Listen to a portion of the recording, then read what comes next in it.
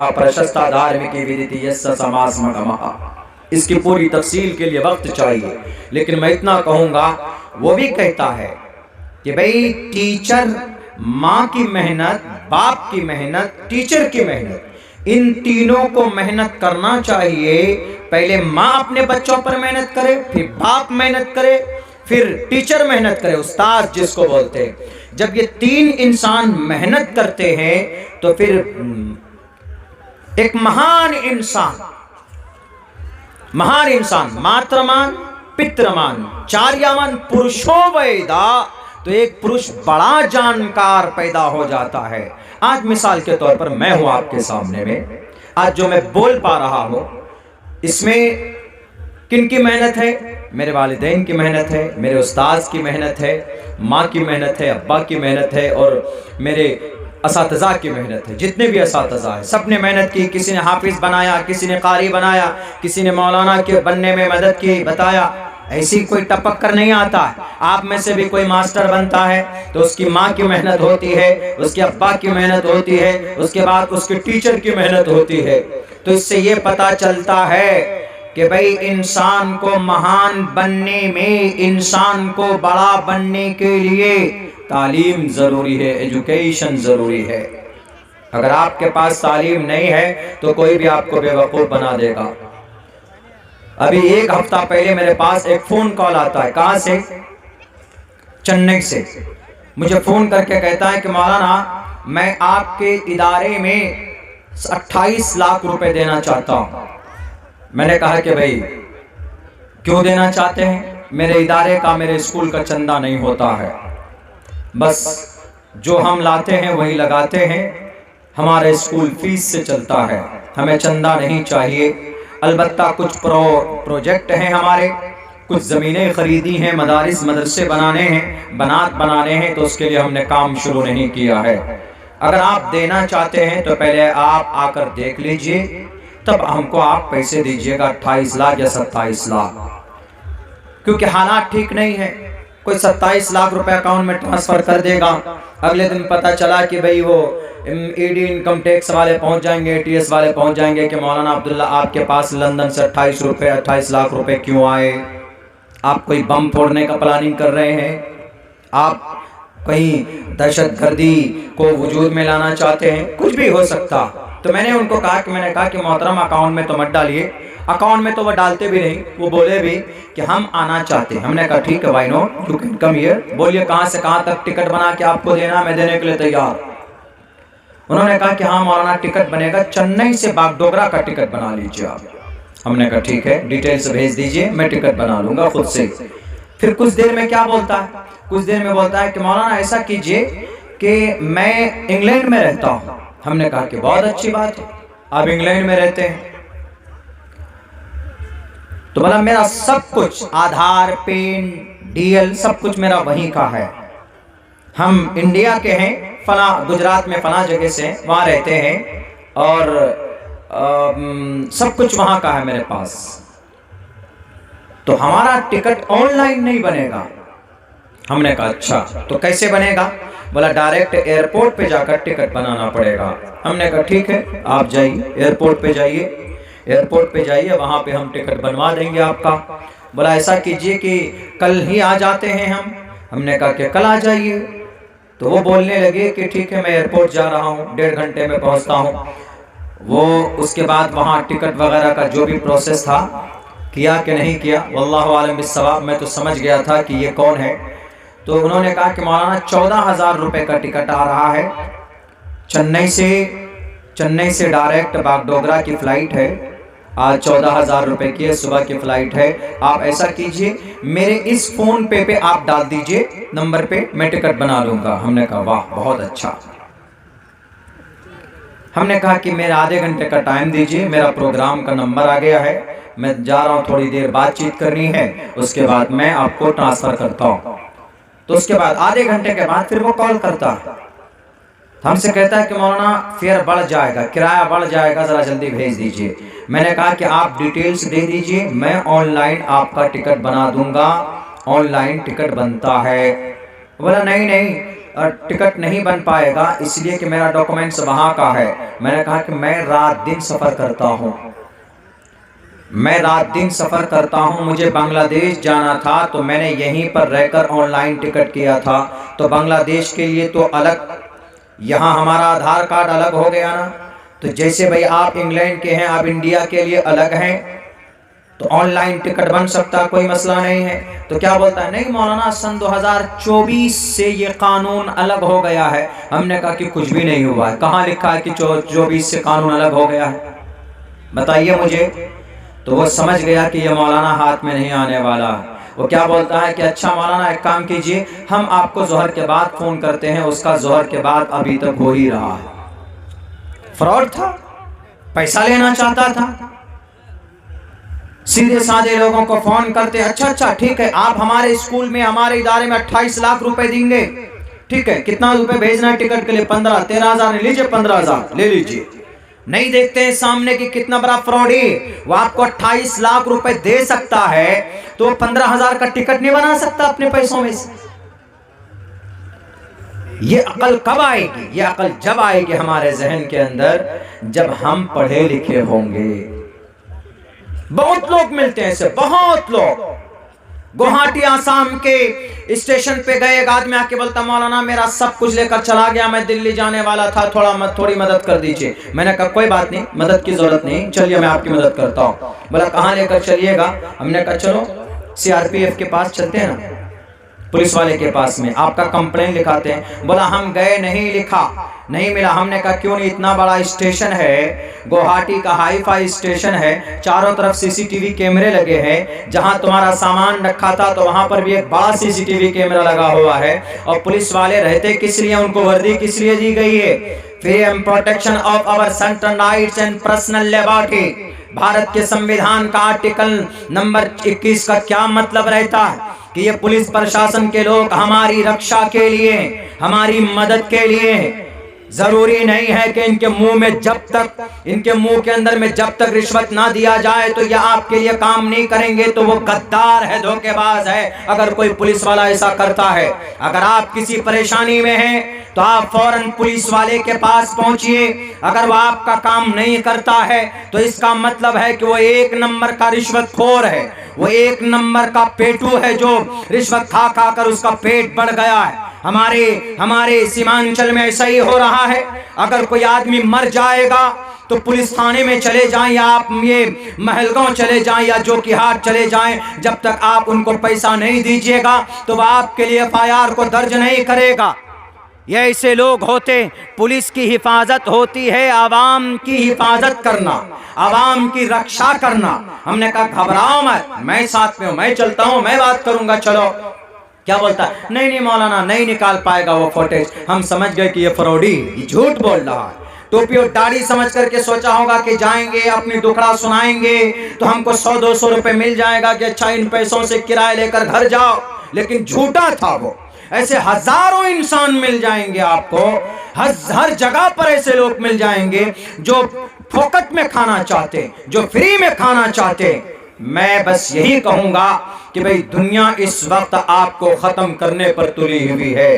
भारत के अंदर ऐसे ऐसे कवानीन बन रहे हैं कि इस वक्त जाहिल बच्चों की जिंदगी नामुमकिन है मुस्तकबिल के अंदर। उत्तराखंड के अंदर अभी एक नया कानून लागू हुआ, नया नहीं पुराना ही है, लेकिन कानून इम्प्लीमेंट कर दिया गया है। वो कौन सा कानून है? UCC यूनिफॉर्म सिविल कोड है। हम क्यों बोल रहे हैं? क्योंकि कुरान करीम की मखालफत में वह कानून बनाया गया है। आर्टिकल नंबर 25 के खिलाफ में वह कानून बनाया गया है। हमसे लोग बोलते हैं कि मौलाना अब्दुल्ला आप क्यों बोलते हैं उनके खिलाफ, आप UCC के खिलाफ क्यों बोलते हैं, आपको क्यों जरूरत पड़ी है बोलने के लिए? हम कहते हैं इसलिए बोल रहे हैं, यूनिफॉर्म सिविल कोड के अंदर सिर्फ मुसलमानों की शरीयत को क्यों छेड़ा गया? आदिवासी के धर्म को क्यों नहीं टारगेट किया गया? हिंदू धर्म के शरीयत को क्यों नहीं छेड़ा गया? जैन के धर्म को क्यों नहीं छेड़ा गया? सिर्फ मुसलमानों के कुरान और शरीयत को बदलने के लिए यूनिफॉर्म सिविल कोड लेकर आए। तो हम नहीं बोलेंगे तो कौन बोलेगा? हमें बोलना पड़ेगा और हम बोलेंगे। हमें बोलने का अधिकार भारत के संविधान ने हमें दिया है। अगर कोई अपने ताकत की वजह से अगर डराना चाहता है तो हम डरने वाली कौम में से नहीं है। हम वो कौम है जो बोलना भी जानते हैं और इस देश के अंदर अपने संविधान की हिफाजत करना भी जानते हैं। लेकिन ये जब होगा, जब हमारा बच्चा पढ़ा लिखा होगा, तभी तो पता चलेगा ना कि भाई यूनिफॉर्म सिविल कोड का क्या मतलब है, सिटीजन अमेंडमेंट एक्ट का क्या मतलब है, एनआरसी का क्या मतलब है। सीमांचल गरीब इलाका है हमारा, हर साल गरीबी, हर साल सैलाब, सड़कें बनी हुई नहीं है। तो इस सीमांचल की तरक्की के लिए कौन सा उपाय है?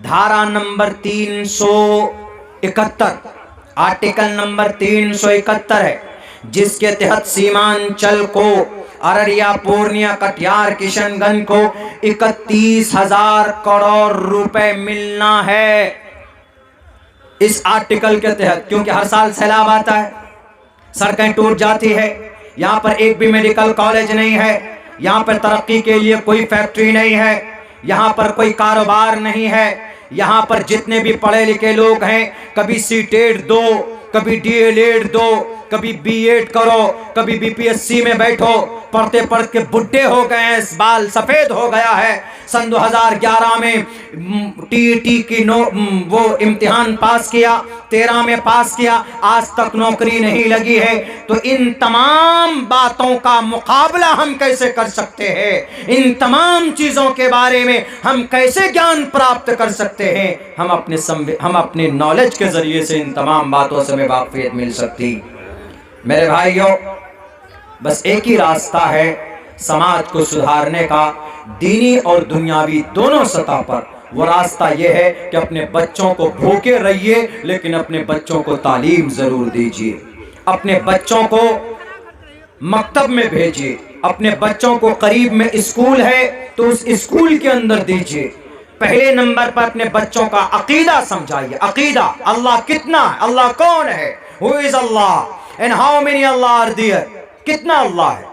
लेकिन फिर भी अल्हम्दुलिल्लाह हमारे बहुत से बच्चे ऐसे हैं जिनसे आप पूछेंगे कि अल्लाह कितना, वो कहेगा कि भाई अल्लाह हमारा एक है। तुम्हारा कलिमा क्या है? ला इलाहा इल्लल्लाह मुहम्मद रसूलुल्लाह है। इतना तक तो जानते हैं। लेकिन सूरह फातिहा पूछ लीजिए कि बच्चे ज़रा सूरह फातिहा पढ़ करके सुनाओ, तो हमारा समाज का बच्चा नहीं बता पाएगा कि भाई सूरह फातिहा किसको बोलते। अगर आप कुरान करीम की एक आयत को सीखते हो मेरे जवानों, तो 100 रकात नफल रकात पढ़ने से ज़्यादा बेहतर है एक आयत को सीखना।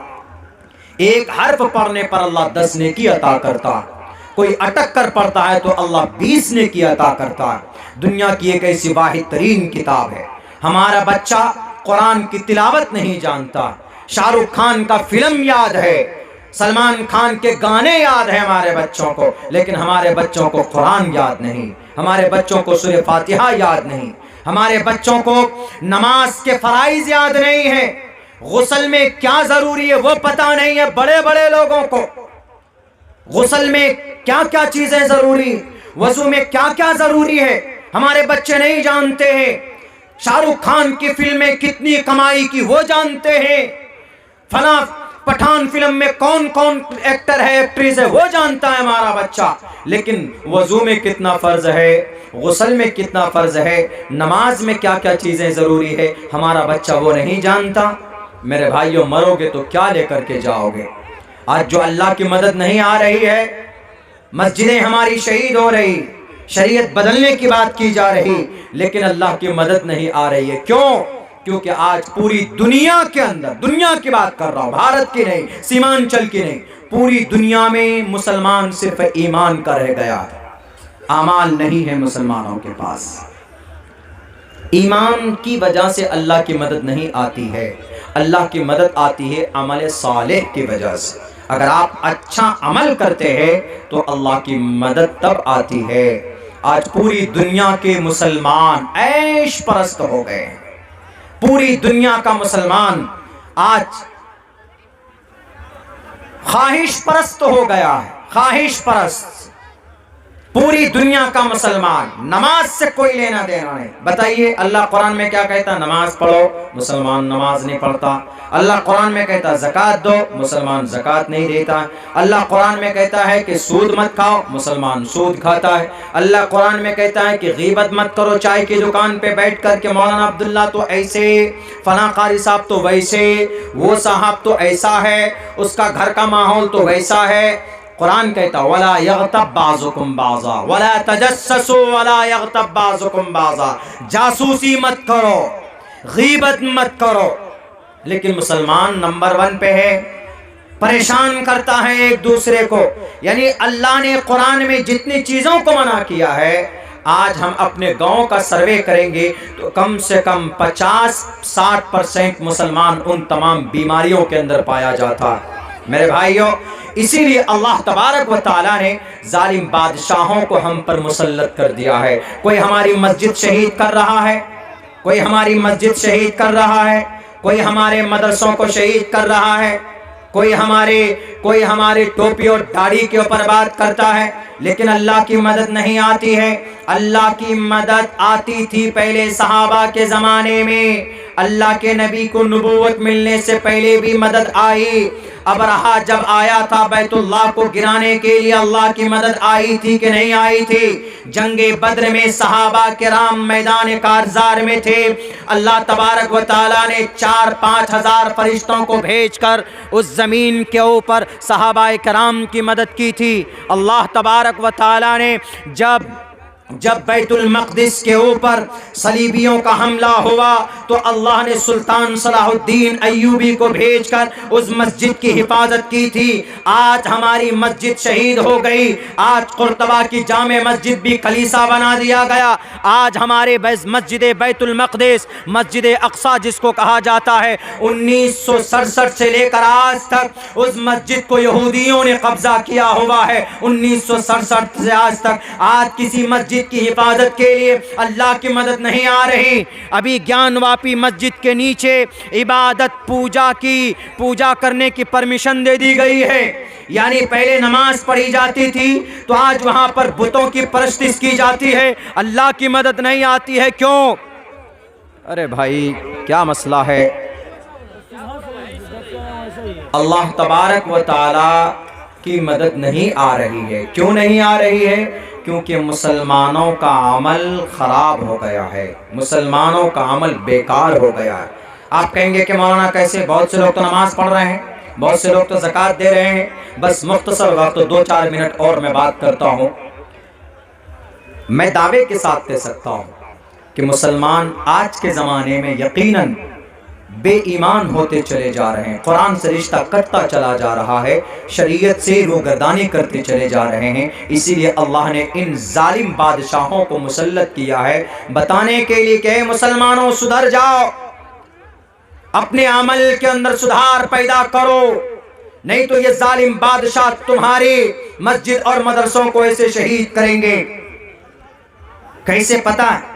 दुनिया के अंदर में सबसे मालदार एरिया पता कौन सा? जजीरतुल अरब है। जजीरतुल अरब 10 मुल्क 10 कंट्री है।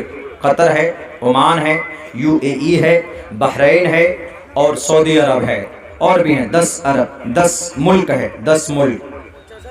उसके अंदर अल्लाह ने इतनी तरक्की दी है, ये इतनी दौलत दी है कि पूरी दुनिया को 10 दिन तक बिठाकर खिला सकते हैं जजीरतुल अरब वाले।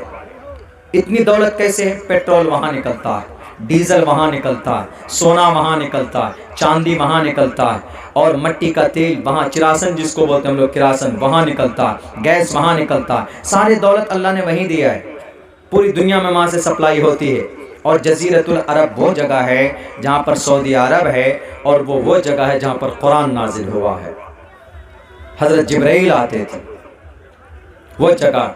लेकिन पता है आपको एक बात बताऊं, उसी जजीरतुल अरब के अंदर एक मुल्क है जो और सबसे ज़्यादा मालदार, वो कौन है? वो यूनाइटेड अरब अमीरात है,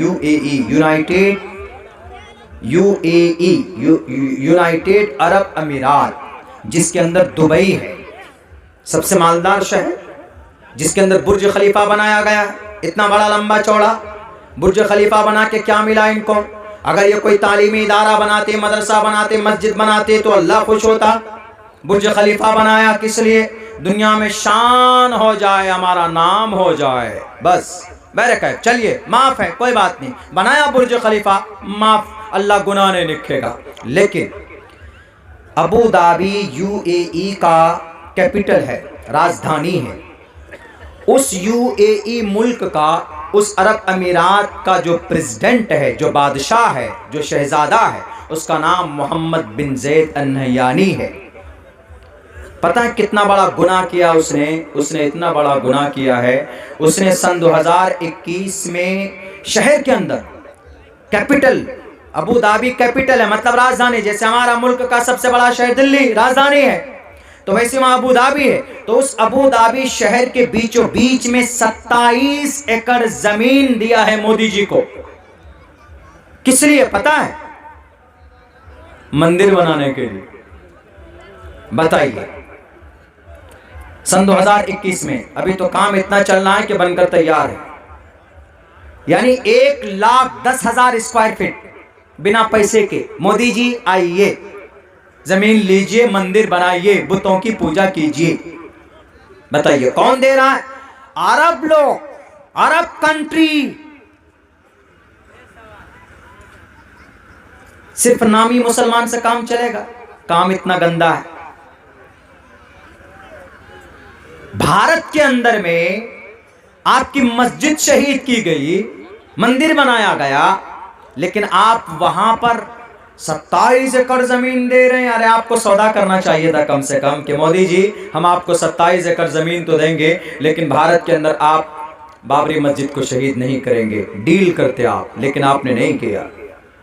मोहम्मद बिन ज़ैद साहब नहीं किया। मोहम्मद बिन ज़ैद नाम देखे, मोहम्मद बिन ज़ैद अन-नहयानी। तब बताइए अल्लाह का अजाब आएगा कि नहीं आएगा? वही मोहम्मद बिन ज़ैद अन-नहयानी, केरला के अंदर में सैलाब आता है सन 2019 के अंदर, 500 करोड़ रुपए भेजा गया मदद में कि जाओ भारत के अंदर मदद करो। अच्छी बात है, मदद करना चाहिए, लेकिन गजा पट्टी में पिछले 7 अक्टूबर से लेकर आज तक 45,000 टन बारूद का बम बरसाया गया है। तकरीबन 50,000 मां और बहन शहीद हो गई है। 70% आबादी को तबाह कर दिया गया है। 7,000 मासूम बच्चे, दूध पीते बच्चों को मलियामेट कर दिया है, उनको गोलियों से भून दिया गया है। लेकिन वही गजा पट्टी जहां पर 10,000 नबी को अल्लाह ने भेजा, वहां पर 1 रुपए मदद नहीं किया इन जजीरतुल अरब वालों ने, 1 रुपए मदद नहीं किया। तो अल्लाह का अजाब आएगा कि नहीं आएगा? बताइए। ये जुर्म है हम मुसलमानों का, हमारा और आपका नहीं, पूरी दुनिया का मुसलमान शरीयत से दूर होता चला जा रहा है। अल्लाह जालिम बादशाहों को मुसल्लत करते चले जा रहे हैं। मेरे भाइयों, 9 बज चुका है, मुझे अपने स्कूल के प्रोग्राम के इख्तिताम में शरीक होना है, फिर वहाँ से किशनगंज जाना है, वहाँ से फिर मुझे सुबह सवेरे बागडोगरा एयरपोर्ट जाना, मेरी 8:30 बजे की फ़्लाइट है, वहाँ से मुझे कलकत्ता जाना है। ये बताइए, आप लोग तो सो जाएंगे प्रोग्राम ख़त्म होने के बाद, लेकिन हम आज रात में सो नहीं पाएंगे। तो ये मेरी थोड़ी सी मजबूरी है, नहीं तो मेरा मन था कि भाई बहुत दिनों के बाद इस इलाके में हाज़िरी हुई है, मैं कुछ काम की बातें जो समाज के लिए मुफीद हो, नौजवानों के लिए बेहतर हो, हम वो बात रखें। बस एक पैगाम देना चाहता हूँ, बस सिर्फ एक बात कहना चाहता हूँ कि मेरे नौजवानों, मेरे मुसलमानों, अगर इनक़िलाब चाहिए अपने समाज के अंदर, अगर माशरे की इस्लाह चाहते हैं, तो बस एक रास्ता है। वो कौन सा रास्ता? वो सिर्फ तालीम का रास्ता है, बस, और दूसरा कोई रास्ता नहीं। नेता तरक्की नहीं करता इलाके को, नेता बेईमान होता है। पूरी दुनिया की नेता की बात कर रहा हूं मैं। सियासी लोग झूठे होते हैं, मैं उस फील्ड में हूं, मैं जानता हूं, उस फील्ड को अच्छी तरीके से जानता हूं। तो नेताओं के ऊपर विश्वास नहीं करना है आपको। कुछ अच्छे नेता भी होते हैं जो, हालांकि वो फील्ड बड़ा है, समाज की सुधार के लिए काम किया जा सकता है, लेकिन छोड़िए, उस पर विश्वास नहीं करना। अपनी मेहनत और पसीने से अपने बच्चों को पढ़ाइए, बच्चा पढ़ा लिखा होगा तो 10 साल के बाद देखिएगा कि भाई समाज का निज़ाम बदलता है कि नहीं बदलता है। इसलिए अल्लाह से दुआ करता हूँ कि अल्लाह तबारक व तआला हम तमाम मुसलमानों को अपने बच्चों को तालीम देने और कुरान और शरीयत की खुसूसन तालीम देने की तौफीक दे और उस पर अमल की भी तौफीक अता फरमाए। और भी बहुत सारी मुअज़्ज़ज़ हस्तियाँ मौजूद है, मुफ्ती वलीउल्लाह साहब भी हैं, हज़रत मौलाना तशरीफ़ फरमा भी हैं यहाँ पे, और दिगर अकाबिरीन मौजूद हैं। मैं तो एक तालिब इल्म हूँ, उनकी बात आप लोगों को सुनना है। इंशाअल्लाह प्रोग्राम चलेगा, सुनिए। कल फिर ये नूरानी रात आपको नहीं मिलेगी और उस पर अमल की कोशिश कीजिए। बहुत बहुत शुक्रिया, जज़ाकल्लाह। अस्सलामु अलैकुम व रहमतुल्लाहि व बरकातहू।